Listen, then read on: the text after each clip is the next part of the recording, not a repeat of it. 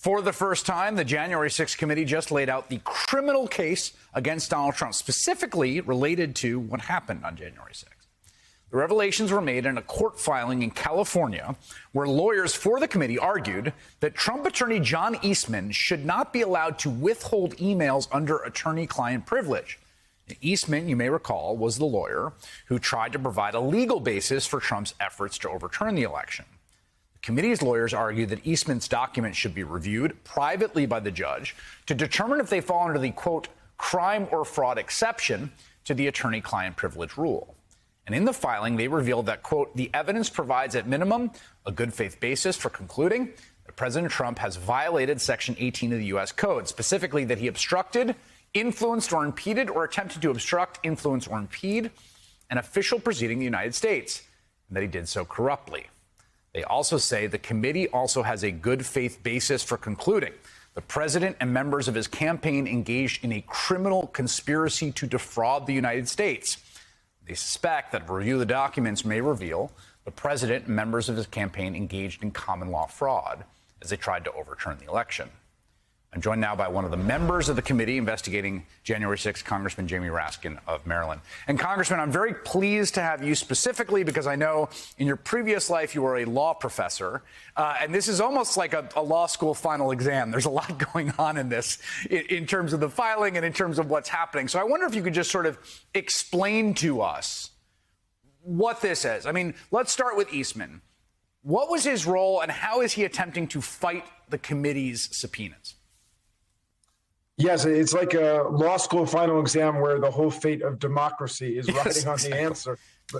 But look, John Eastman was operating as a freelance legal political operator. He was speaking all over the country at rallies and so on, and he was making the arguments that Donald Trump came to absorb and integrate into his approach, which is that Vice President Mike Pence had the unilateral authority just to quash and nullify electoral college votes.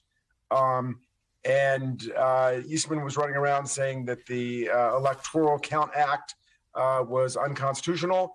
And under the Constitution, the vice president had heretofore unknown extra constitutional powers to nullify electoral college votes that had been certified from the governors of Arizona, Georgia, and Pennsylvania. So we have demanded to get all of this information and all of these emails from him that he engaged in as part of this campaign against the election.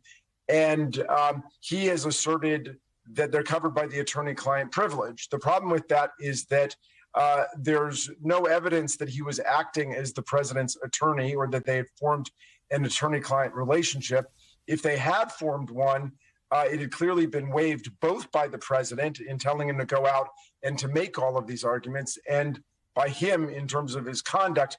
But then finally, we say if a court somehow were to find that there was an attorney-client relationship and it had not been waived, then very clearly it is not covered by the attorney-client privilege because of the so-called crime fraud exception, which is that attorneys and clients are not covered from discovery if they are involved in criminal activity.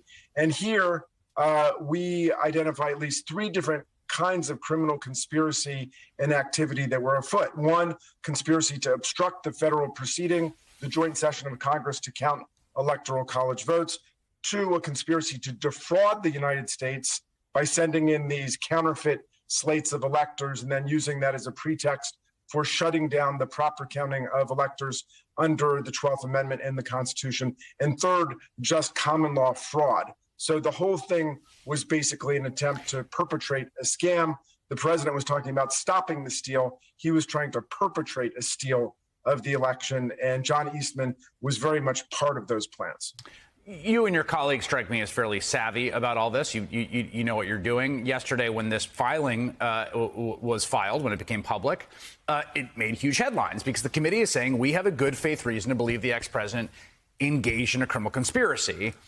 Is this just an argument that you're using in this filing to sort of, in that kind of lawyerly way, argue in the alternative and try to get these documents? Or should we take this seriously as the current reflecting the current belief of the committee based on the information it's gathered? Well, before we even spelled all of this out in our pleadings, Chris, this was raised sua sponte by the judge. The judge himself raised it in the case. And so we, of course, had an obligation to address it. And, you know, the judge reasonably raised the question of whether all of this could be protected by attorney-client privilege when it was meant to pull a fast one and overthrow the presidential election. So we think we just followed through on the judge's invitation. And again, because we've argued sequentially in the alternative, there are lots of ways of deciding it before you get to the crime fraud exception. And of course, this still is within the realm of civil law. It's not a criminal prosecution, but I think it is fairly raised under these circumstances. All right.